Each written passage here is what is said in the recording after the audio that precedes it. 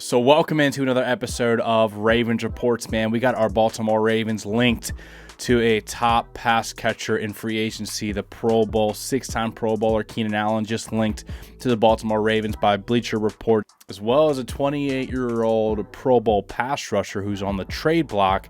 The Ravens being named as the ideal destination for the pass rusher, and the Ravens looking to upgrade that pass rush room, as well as some great news, an update on Ronnie Stanley and those contract extension negotiations, as well as the official cap numbers and much more, man. So let's go ahead and dive into the content. So this video won't be as highly edited as some of the other videos. Just want to hop on here real quick, make sure you have all of your Ravens news and updates, man. So at number one, let's talk about this connection to Pro Bowl wide receiver Keenan Allen. Let's give you the backstory. If you don't know, the Baltimore Ravens' main three guys for next year is Zay Flowers, Rashad Bateman, and second-year player Devontae Walker.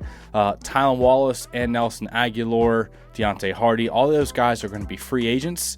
So the Baltimore Ravens have three open spots on their roster for wide receivers, and they don't want to just fill them with like undrafted guys and scrubs. Like, you want to have quality depth at the wide receiver positions. The Baltimore Ravens. And Eric DeCosta specifically said that there's going to be some options at all price points in free agency, as well as some guys in the draft that he's excited for. So he's looking to add some more wide receiver talent and some more depth. You saw what happened in the Bills game. Zay Flowers couldn't strap up. Rashad Bateman went down. All of a sudden, Tylan Wallace was like your wide receiver one. You need depth. You can never have enough playmakers. Keenan Allen, I think, would be the perfect fit for the Baltimore Ravens. I also like a guy like Darius Slayton, who's 28 years old. Two of his last three seasons, he's had over 700 yards. And then he had another year with 570 and a terrible offense with poor quarterback play. Keenan Allen, the resume speaks for itself. I understand he's a little bit older. I think he'll be 33 heading into this upcoming season.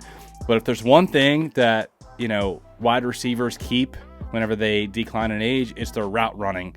And that's what Keenan Allen has been known for: his crisp route running, his release packages, his ability to separate, and his very strong hands to be able to pluck the football out of the air. So I think him as a wide receiver 3, plus if a guy were to go down, if Bateman or Zay Flowers were to miss any time, Keenan Allen slots in as your number 2, which would be a major upgrade over what we have right now. We literally have 3 open spots on our wide receiver depth chart.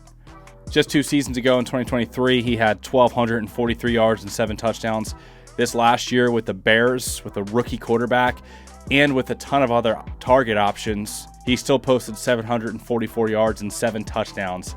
Those are some pretty good numbers in that type of situation. So I think Keenan Allen will be a great fit. Let me know what you guys think about it in the comments section below. The Ravens might be able to get him at a decent price, because of the age, and he also might want to come and try to compete for a Super Bowl and play with, an MVP, a 2-time MVP in Lamar Jackson. Now, at number 2, the Baltimore Ravens are reportedly close to an extension for left tackle Ronnie Stanley. It was very clear in the interviews from both Eric DeCosta and John Harbaugh that retaining Ronnie Stanley was one of the biggest priorities of the offseason. This is huge because if we can keep Ronnie Stanley and you got that left tackle spot shored up, and you saw the way he was playing last year, he was healthy. Like, he was fully back from those injuries, and he was out there lead blocking with a different type of energy and juice for Derrick Henry and Lamar Jackson. Plus, he was very efficient in pass protection. And then, the right side was locked down once Roger Rosengarten, the rookie, had come into his own and got his confidence. And then you got the middle lockdown with Tyler Linderbaum. You need a little bit of work at the guard positions, and there's going to be some guys in the draft and free agency that can come in and compete. Don't forget about Andrew Voorhees as well. So the offensive line could be really taking shape with improvement from last year if Ronnie Stanley comes back. Plus, I think shoring up this hole and this issue before, free agency and the draft opens up the Ravens to be dangerous in free agency and in the draft, where instead of having to replace Ronnie Stanley and put resources there at a specific spot or in the draft, you can just go BPA. Or if you see a free agent that you really like that could be a luxury for your defense or whatever, man, you could bring him in. But specifically for the draft, this opens you up to go BPA and not have to force a left tackle, because you got to have someone protecting Lamar Jackson's blind side. There's no, you can't hide that position on your roster. A couple of guys that are slated as like top 15 type of prospects that could fall due to positional value are guys like running back Ashton Jeanty. You never know if a running back falls in the draft. We've seen it happen time and time again. And this guy's like a generational type of prospect. I've seen crazy like Hall of Fame type of comps for him. I don't know if you guys are familiar with this game, but go check out the highlights. And then safety Nick Emanwari, he just blew up the combine. The comp for him is Kyle Hamilton, but a faster Kyle Hamilton because he just ran a 4.38. Now, those are some crazy comparisons. Kyle Hamilton, 2-time All-Pro. He's a beast. So I'm not trying to put that on Nick Emanwari, or maybe a top pass rusher falls or a top cornerback falls. My point is, if you have that left tackle spot locked down, you got Ronnie Stanley signed to that contract extension, you got so much flexibility to just be dangerous in the draft. Just take the best guy that falls to you. If there's a guy that's not necessarily positioned to need, but he's like a top 10 or 15 type of prospect, pull the trigger, man. That's how the Ravens landed Kyle Hamilton. If you guys remember, we had just signed Chuck Clark to an extension, I believe, Marcus Williams, and then we drafted Kyle Hamilton in the first round. Or if you guys remember how we got Isaiah Likely, we literally already had Mark Andrews, who was in his prime as an All-Pro at the time. I think it was in the 2022 draft. And we had just drafted Charlie Kohler. And then, the fourth round comes around, we grab another tight end, Isaiah Likely. So the Ravens didn't care that they had guys at that position. They just went BPA, and that's how you find these type of stars. At number 3, speaking of free agency and stuff, the official cap numbers are out. The NFL salary cap for 2025 will be $279.2 million.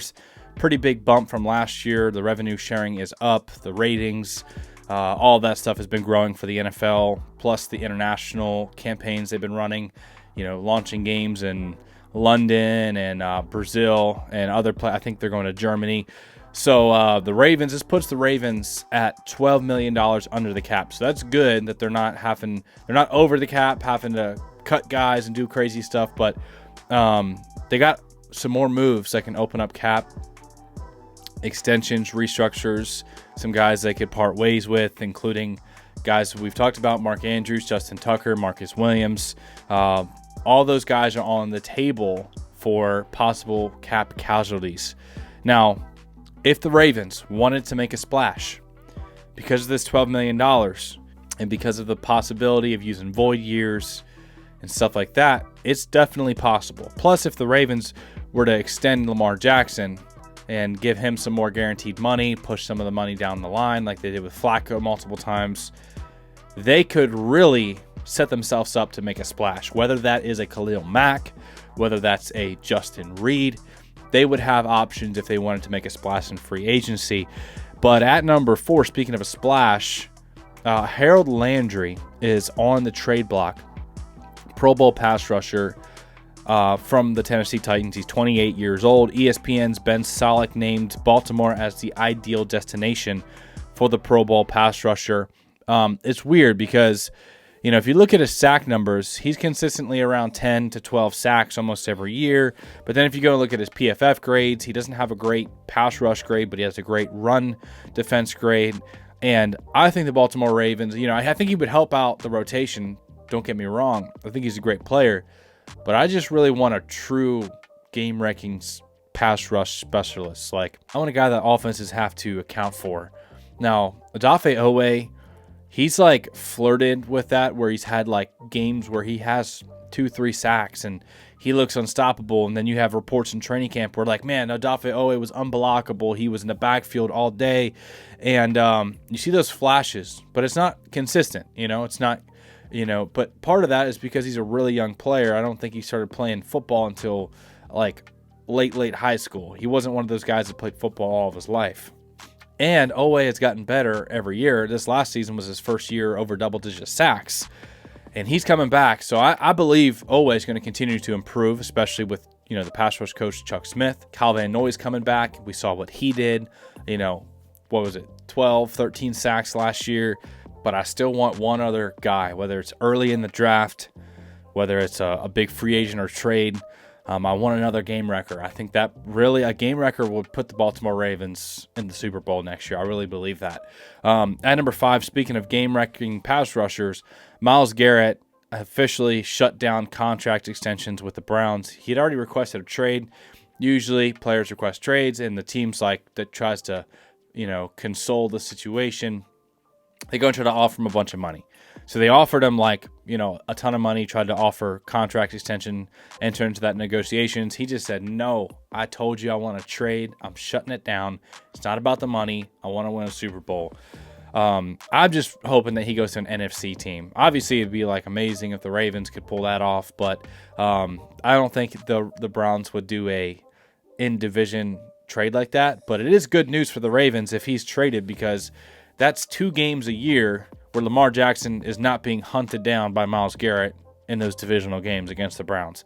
And we know winning your division is priority number 1 to having success in the playoffs. So let me know all of your thoughts about the possibility of signing a guy like Keenan Allen, who's a great route runner, would be a great addition and complement to Bateman and Flowers, or a guy like Darius Slayton, who I would really like to bring in. Or let me know what you think about some of these trade projections, the cap space, all of it, man.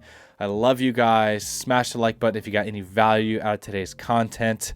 Thank you all for tuning in, and we'll see you in the next video.